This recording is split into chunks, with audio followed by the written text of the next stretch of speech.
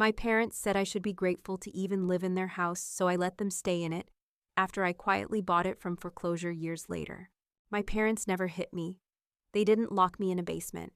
There were no bruises, no after-school counselors whispering questions. But I grew up knowing very clearly that love had terms. You should be grateful we let you stay here. That sentence was my lullaby.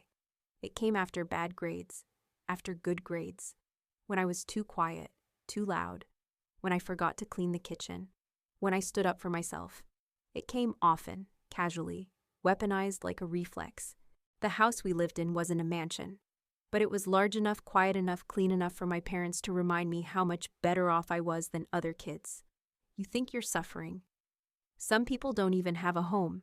That sentence. That one stung more than any slap ever could, because it made me feel guilty for hurting.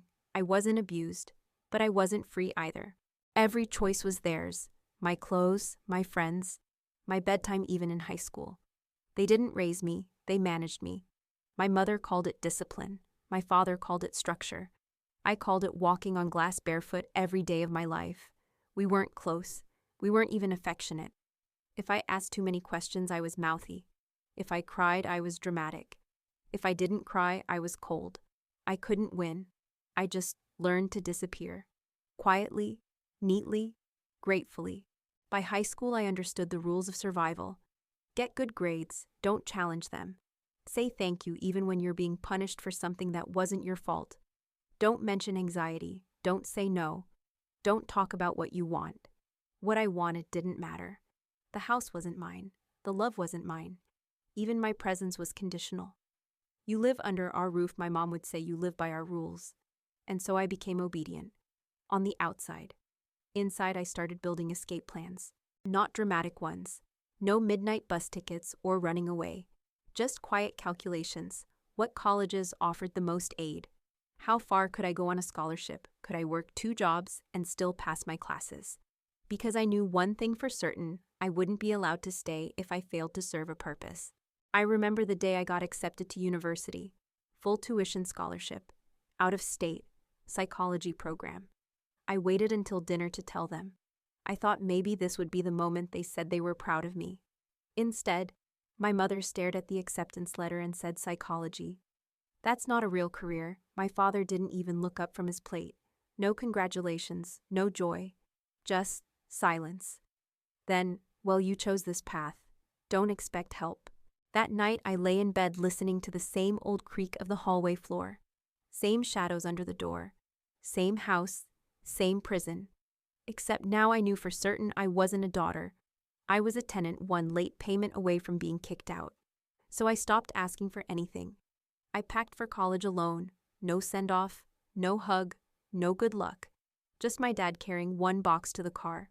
Just my mom reminding me not to embarrass them. And just like that, I was gone, and they were glad. But here's the thing about growing up in someone else's house. You never really believe any place will belong to you. You carry the echo of borrowed space. You carry the guilt of existing. And even when you leave, you still flinch every time someone says you're lucky to be here. I arrived on campus with a full scholarship, 1 suitcase, and a toothbrush in a Ziploc bag. Other freshmen had their parents trailing behind them, arms full of Target bags and lamps and storage bins. Mine had dropped me off at the curb. No hug, no final advice. Just don't screw it up. And then the car door slammed. I stood there in the noise of everyone else's joy and realized I was alone. College was supposed to be a new start, and in some ways, it was. I was free to sleep when I wanted, eat what I wanted, study what I wanted. But freedom, it turns out, is expensive. I worked 2 part-time jobs right away. By the 2nd semester, I added a 3rd. Campus library in the mornings, coffee shop in the afternoons. Weekends at a student call center begging alumni to donate to programs I couldn't afford to join. I skipped meals regularly, not because I forgot, because I had to. I learned that a sleeve of crackers could stretch across 3 days if I planned carefully. I went to free campus events for the food. I told people I wasn't hungry when they invited me out. I got good at pretending. My classes were fine. I kept my grades up. That was never the hard part. The hard part was doing it in silence. My phone didn't ring. No one checked in. No, how are you? No, we miss you. At first, I called home once a week, then once a month. Then, I stopped. I sent one photo after my first A-plus paper. My mom replied, "Hope you're not neglecting your other classes." I never sent another. The financial aid office knew me by name. I became an expert at hunting grants, emergency food stipends, one-time textbook reimbursements. Still, there were weeks I had to choose between clean laundry or printer credits. I washed my hair with dish soap once, duct taped the sole of my shoe twice, slept in a library cubicle more times than I can count. But I never stopped, because stopping would mean going back. And there was no back, only prove them wrong. There was a girl in my psych seminar who wore a gold necklace that said "Daddy's Girl." I used to stare at it, not out of envy, just confusion. I couldn't imagine what it felt like to be wanted. On my 21st birthday, I sat on the roof of the dorm with a can of off-brand soda and watched the sun go down behind the gym. I hadn't told anyone it was my birthday, but part of me thought maybe, just maybe, someone from home would call. Not even to say happy birthday, just anything. They didn't. I turned my phone off that night, and somehow that hurt less than leaving it on. I graduated with honors, top 3% of my program. My thesis was selected for departmental archive. My advisor wrote me a letter that made me cry in the back of the library. I walked across the stage with a fake smile and a borrowed gown. No one was in the audience for me. The girl ahead of me had a cheering section that brought air horns. My name was read, and there was silence. I smiled anyway. That's what you do. After the ceremony, I asked a stranger to take my picture. He did. I still have it. I'm smiling, hair slightly frizzy from the humidity. Behind me is a sea of families and flowers and hugs. None of them mine. I got a small check from my on-campus job.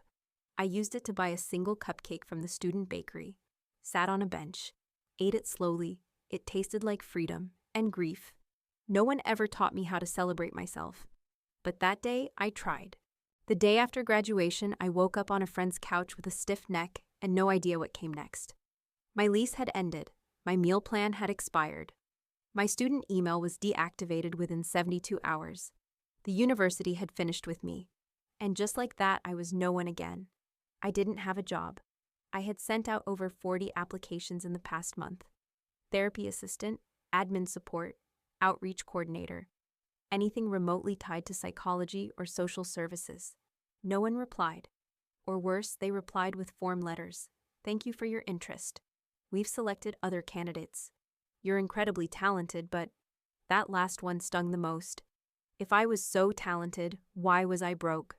The friend whose couch I was crashing on let me stay for 2 weeks, no questions asked.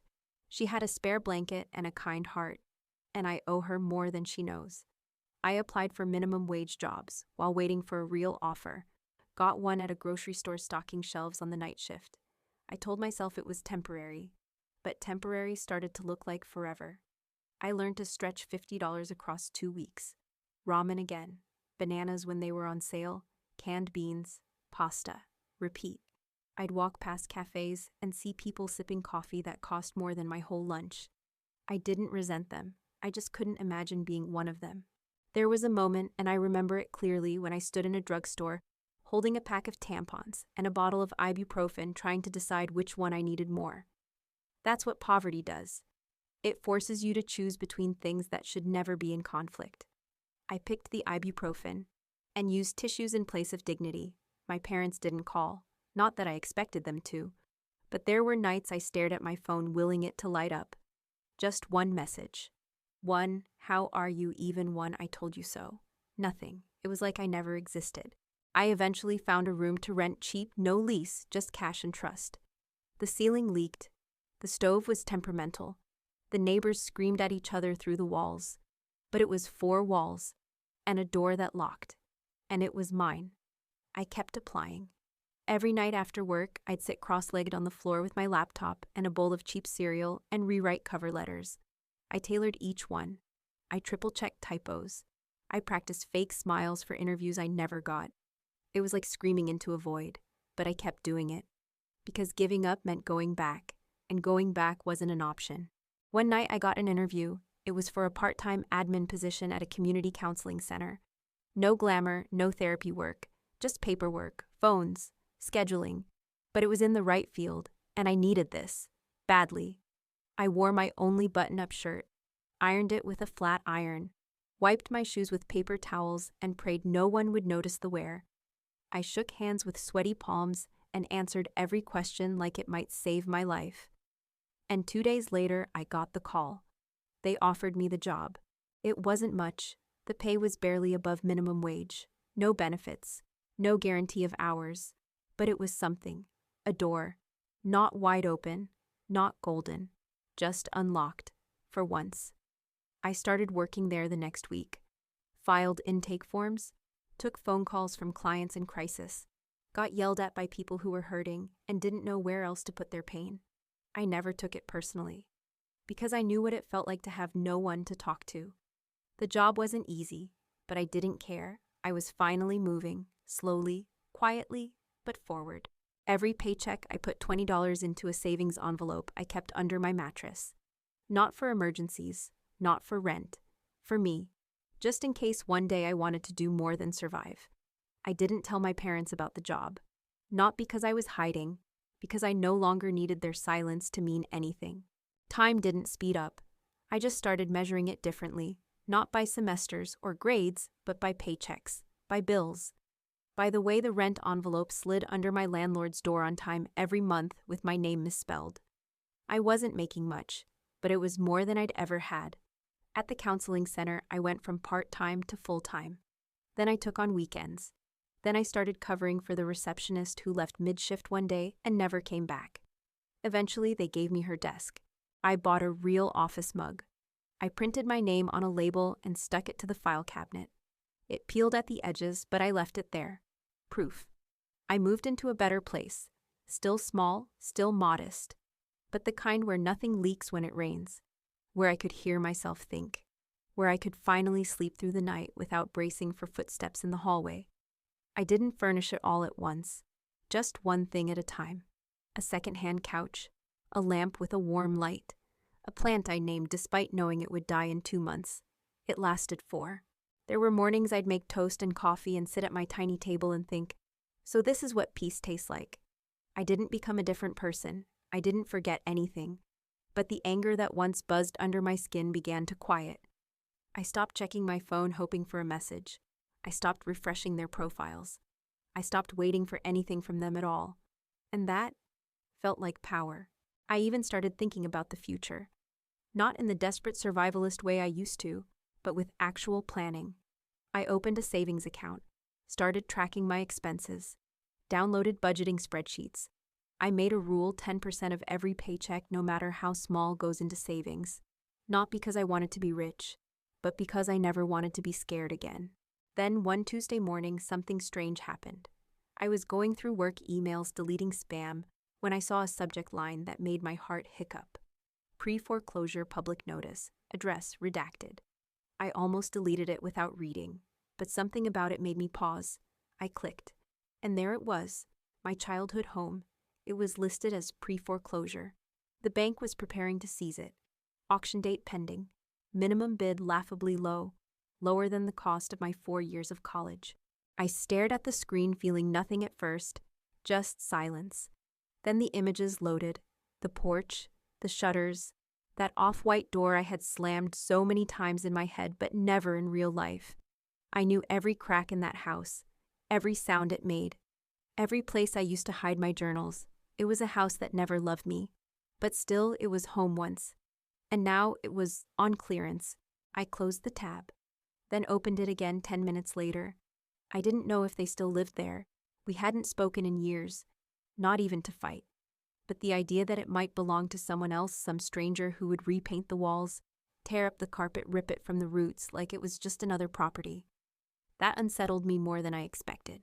I wasn't thinking about revenge, or nostalgia, or even justice. Just this quiet, persistent hum, I know this house. And now it's vulnerable, just like I once was. I didn't make a decision that day, but I kept the tab open, all week. And I started wondering for the first time in a long time, not what they would do next, but what I would. I told no one, not my roommate, not my coworkers, not even the friend who once let me sleep on her couch. It wasn't a secret. It just felt personal, private, like a wound I was finally stitching shut. The listing stayed up for 3 weeks.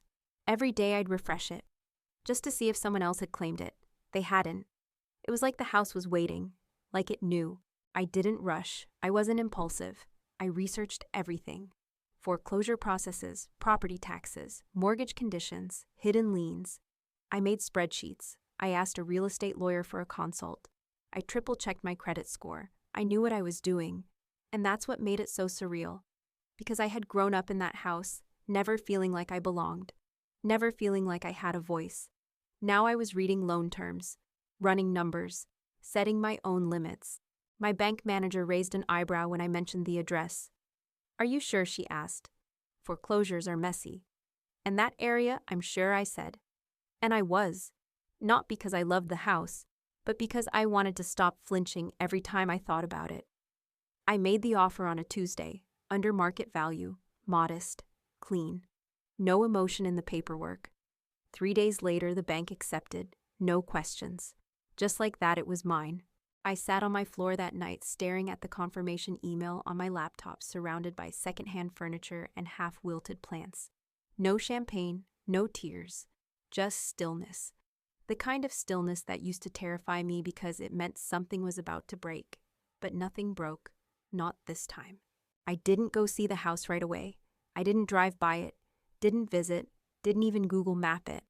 I just sat with the knowledge that the house, the place where I was once told I wasn't welcome now, had my name on the deed. No more permission, no more borrowed space, no more gratitude owed. Just ownership, quiet, simple, legal. I wasn't sure if my parents still lived there. Foreclosure notices had gone out. The auction was public. Anyone with an internet connection could have seen it. And if they didn't know, well, that wasn't my responsibility anymore. Weeks passed before I heard anything. Then one day I got an email. No greeting, no subject. Just this: "Did you really buy the house?" It was from my mother. I didn't reply, not out of spite, but because I needed time to choose my words the way they had always chosen power. When I finally wrote back, I kept it short. "Yes, I'm the legal owner now. If you're still living there, we can discuss options."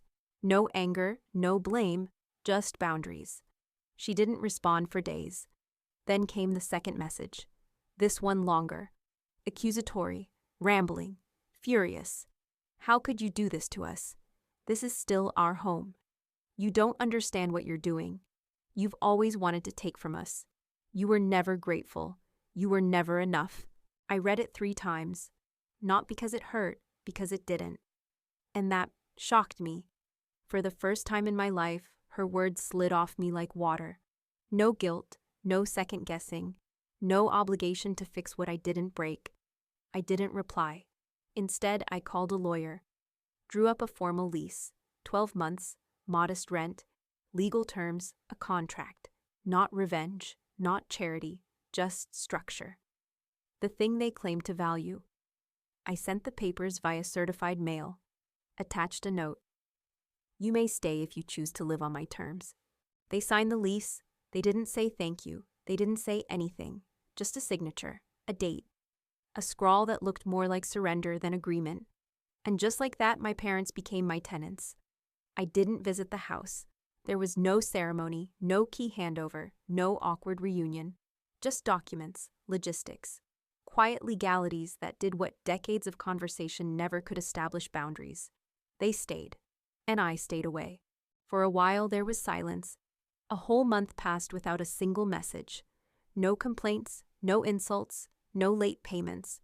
I thought maybe, just maybe, they understood. Not accepted, not respected, but understood that the dynamic had changed. That I wasn't a daughter they could control anymore. That I was now the owner of the house, of the rules, of myself. Then came the letters. Not to me, to the bank, to the utilities, to the neighborhood association, to anyone who might listen. They disputed the foreclosure, claimed they were defrauded, claimed I had manipulated the process, claimed I was exploiting them. They called me a liar, a traitor, a thief.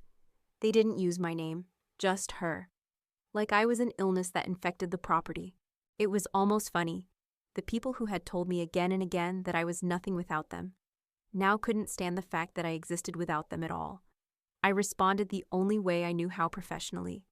I hired a property manager, gave him the lease, told him to enforce it by the book. I stepped back, detached, distant, safe. But detachment isn't the same as immunity, because no matter how many layers of paperwork you add, some wounds don't stay buried. I started getting voicemails, blocked numbers, voiced rage. You think you're better than us now. This house was ours before you were even born. If we'd known you'd turn out like this, we never would have kept you. It should have shattered me. Once it would have. But this time, all I felt was confirmation. They hadn't changed. They never would. One day I got a voicemail from my father. He rarely spoke even when I lived under his roof. But here he was, 3 minutes and 41 seconds of seething blame. He said I was poison, said I had stolen everything from them, said I was ungrateful, unfit, and unnecessary. I replayed it once, then deleted it. There was no fight, no explosive showdown, no screaming on the lawn, just silence again. But this time it wasn't mine, it was theirs. They had run out of ways to win. Eventually, the property manager informed me they stopped paying rent, refused entry for inspection, threatened legal action with no legal basis. I gave them 30 days' notice, filed the paperwork, followed the law. It was all so simple, so boring. I thought revenge would feel powerful, but this wasn't revenge. This was administration. They moved out on day 28, left trash bags full of clothes in the garage, ripped a curtain rod out of the wall, left the fridge open, not broken, just petty. Like they wanted the house to feel empty again. But it didn't. Because when I walked in for the first time in years, it didn't feel like theirs anymore. It didn't feel like mine either. It just felt neutral, quiet, free. I stood in the middle of the living room where I used to be told to lower my voice. I touched the wall where I once leaned to listen for footsteps. I looked at the ceiling, half expecting it to echo with old words like, be grateful. Obey. Don't embarrass us. But there was nothing, just silence. Not the kind that punishes, the kind that releases. The house was quiet again, but this time it wasn't suffocating. It didn't echo with unspoken rules or footsteps that made my chest tighten. It was just still. The kind of quiet that doesn't demand an apology. I stood in the kitchen and stared at the place where the old calendar used to hang. Every square used to be filled with obligations, dentist appointments, volunteer shifts, church potlucks, rules I never helped write. Now it was blank, empty in a way that felt like possibility. I thought owning the house would feel like justice. It didn't. It felt like cleaning up someone else's mess again. But this time I wasn't doing it to be loved, or forgiven, or noticed. I was doing it because I could. Because I knew how to clean.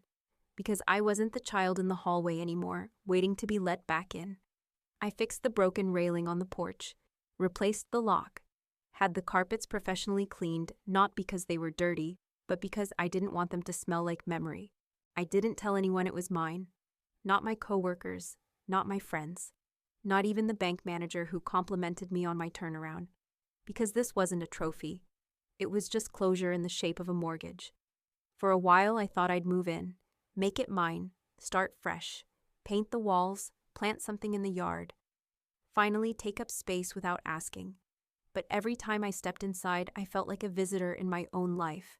Not because it wasn't home, because it never had been. So I made a different decision. I rented it out, found a young couple, quiet, respectful, just starting out. The kind of people who still believed in welcome mats and porch lights. They moved in 2 months later, and I moved on. I didn't leave town out of spite, or fear, or to chase anything. I just let go. Of the hallway, of the voice in my head.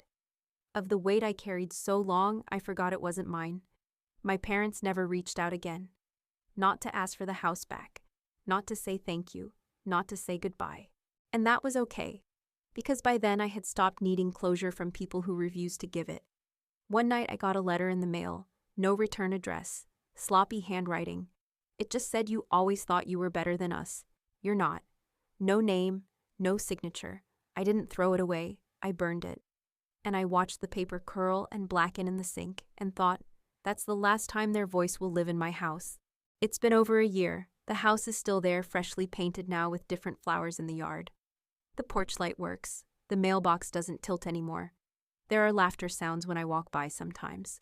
They belong to someone else. Good.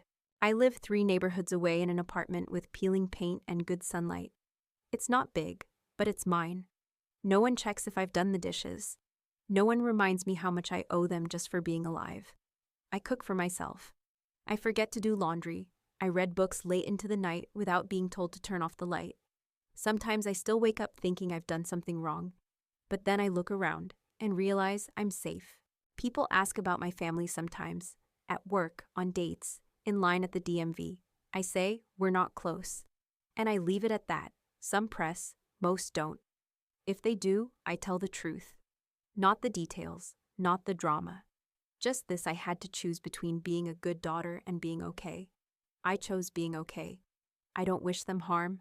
I don't even wish they'd come back. I just hope they're somewhere, still, quiet, far away from me. No more letters, no more voicemails, no more ghosts. I still think about the girl I used to be. The one who stood in the hallway holding her breath, trying not to be noticed. The one who thought love had to be earned through obedience. The one who believed a roof over her head meant she owed the world for every breath she took. I wish I could hug her, tell her she doesn't have to try so hard, that her worth doesn't come from endurance, that survival isn't the goal, it's the beginning.